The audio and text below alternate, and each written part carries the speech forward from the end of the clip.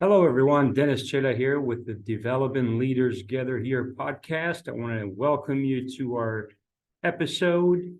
A little bit about our podcast here. So, the Developing Leaders Gather Here podcast is a podcast established for leaders who want to take their skills to the next level.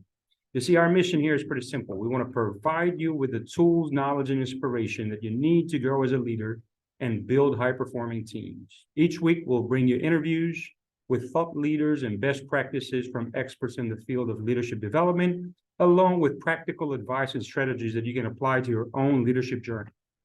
So whether you're a seasoned leader or you're just starting out, it is our goal and mission here at Developing Leaders Gather Here to help you become the best leader that you can be. So join us as we explore the world of leadership development and discover what it takes to develop the skills, mindset, and habits of a successful leader. If you follow us on the podcast or on our YouTube channel, the last episode we did an introduction, and this is a spin-off, if you will, of our Empower to Success podcast that was originally established. We spun this off to Developing Leaders Gather Here. And the intent is that within the next, say, 52 weeks or so the idea is to have 52 actions, so an action a week for the next 52 weeks to talk about what are there some things that can help us become better leaders? Things such as self-awareness and leadership, which is what the topic today is going to be about.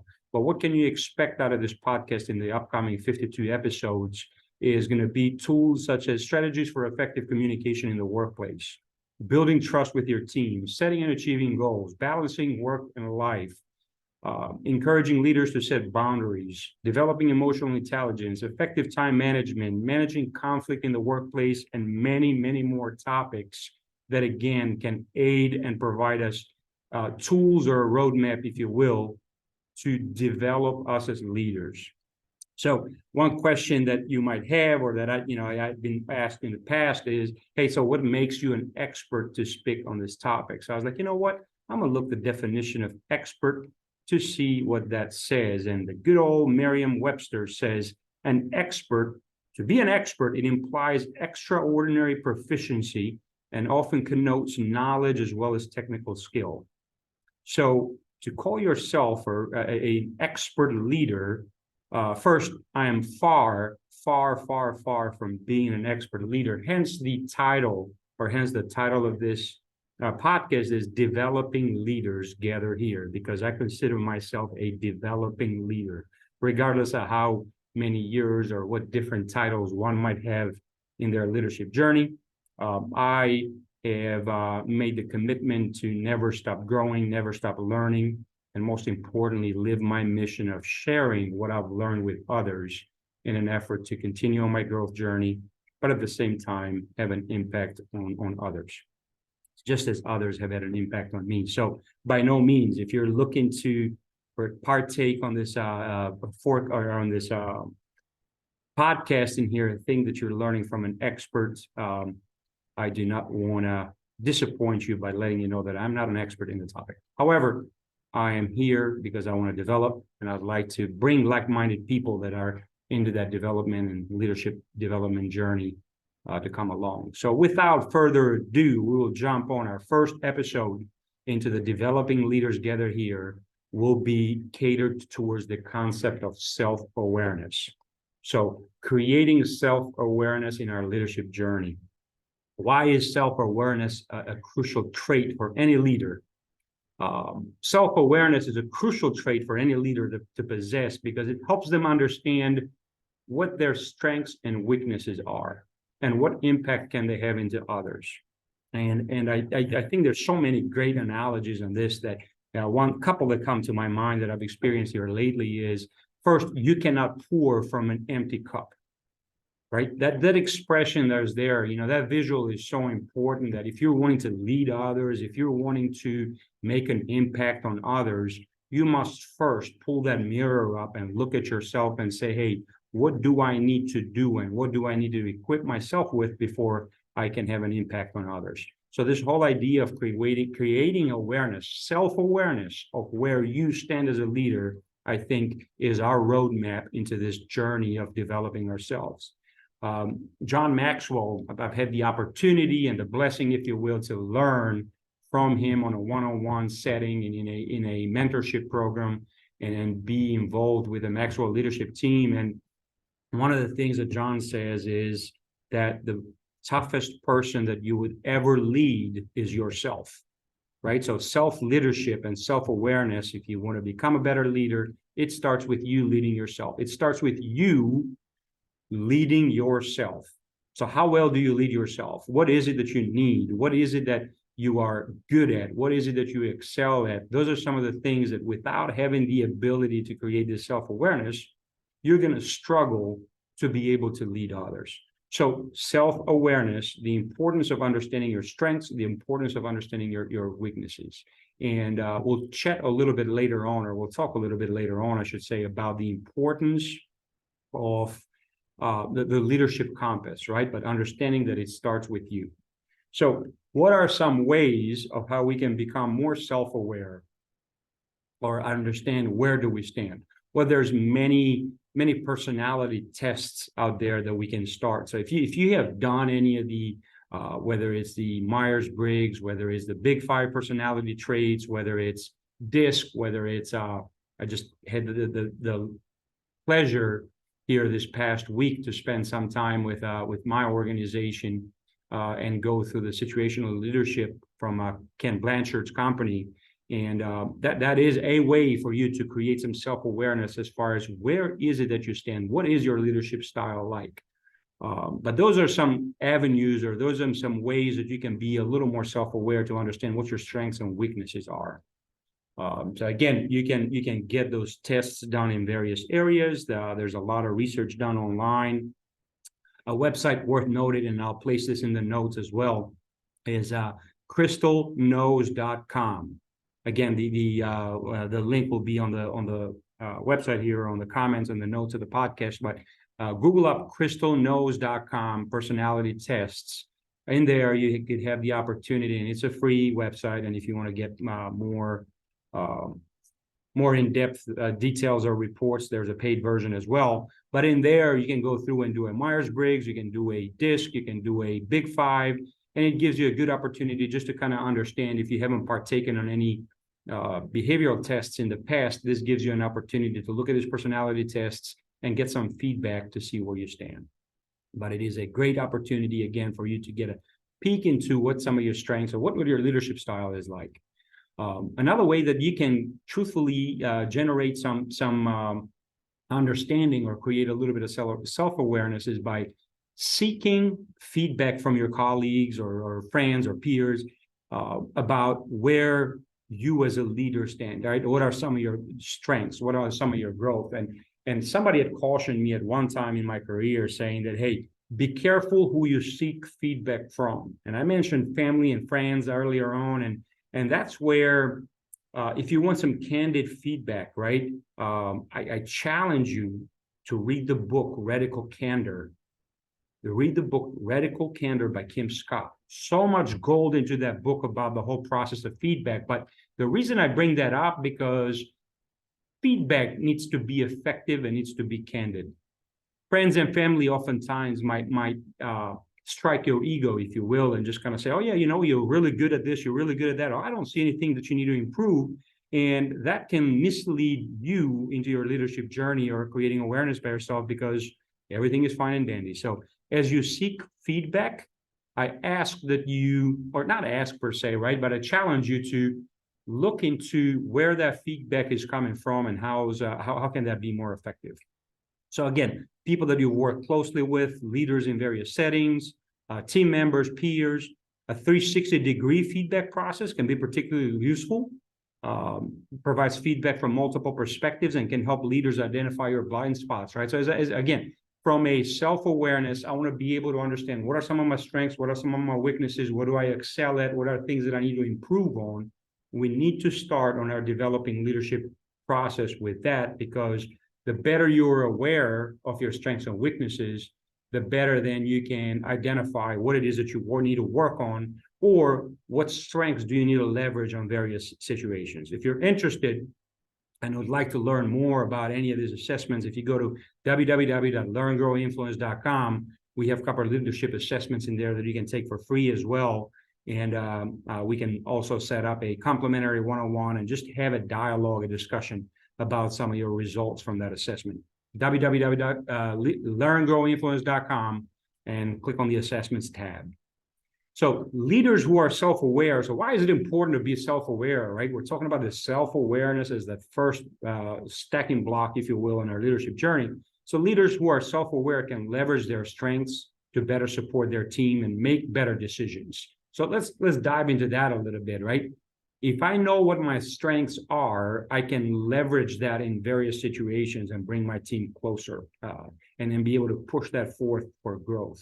I can make better decisions. I can recognize areas for growth, and I can actively work to improve those areas.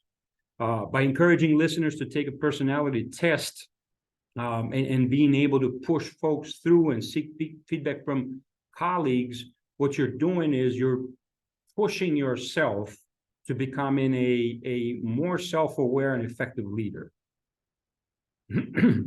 So again, what does it mean to be self-aware as a leader? It involves being honest with yourself, your abilities, values, and limitations. Oftentimes when you take this personality test, and I've fallen trap of this before, is you're trying to answer the questions to the best of your ability, but with the sole purpose of being honest with yourself. Not necessarily, hey, I want to be seen as this particular leader, so I'm going to strive to push myself, whether to the left or to the right of that, right? At the end of the day, you can make those results come out whatever you want them to be. But what's important out of this self-aware personality test or whatever that might be is to truly come through and be honest with yourself, because at the end of the day, the information that you put into these tests will reflect back to you on things that you do well, right? Your strengths that you can, again, leverage in various situations, and things that you need to work on, right? Any blind spots that you might have that you might not be aware of, right? And as you take this test, then you can kind of peel back and go into your memory bank and see, hey, has there been any particular times throughout my leadership career to where someone has talked to me about this particular, or have I gotten this feedback before? Hey, let me go through some of my performance reviews. Do any of these blind spot that, just kind of reveal themselves to these tests, do any of them come back as a reminder to me, and how can I work on them so that for the upcoming year or whatever it might be, I can turn that weakness into a strength?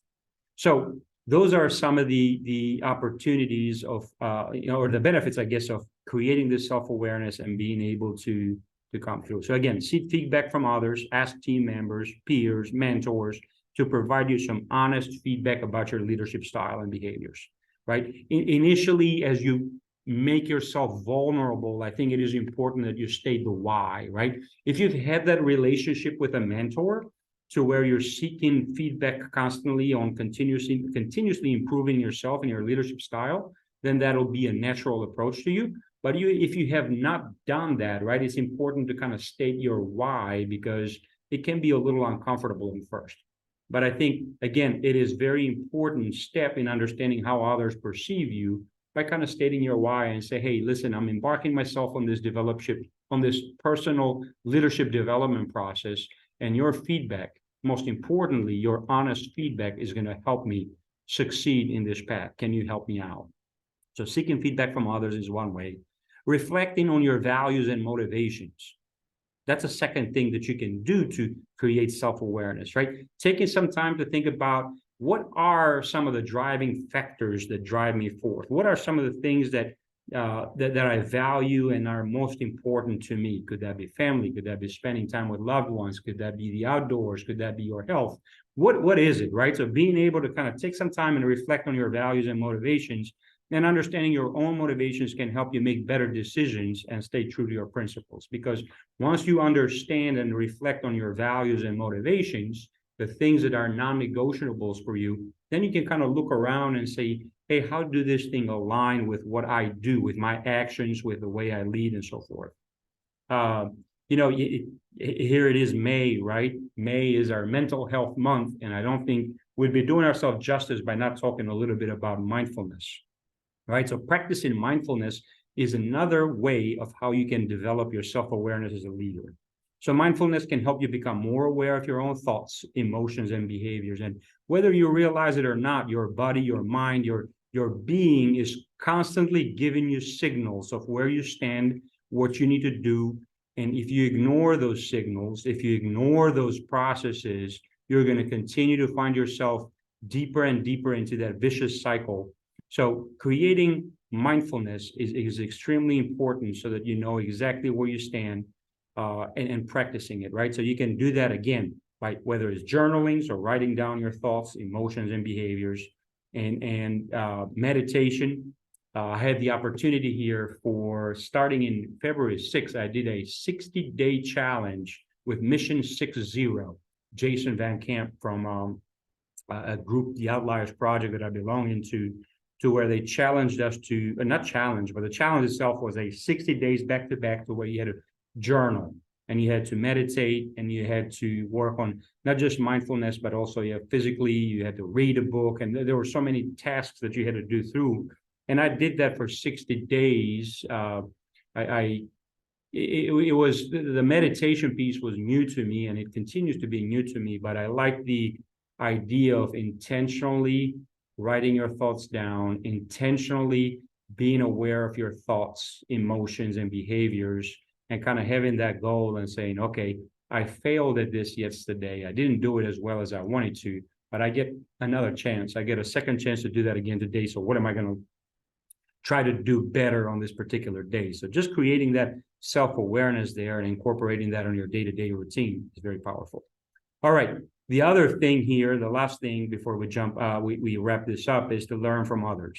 So as you create self-awareness, is truthfully to lean on those that maybe have been a little further on the journey that you're embarking, right? Seek out mentors and role models who demonstrate this self-awareness in their leadership. And you know exactly who I'm talking about, right? You know folks that in a conversation that can quickly leverage their skill sets and say, I would like this person to be on the team. And then you just peel back and you say, well, why did you do that?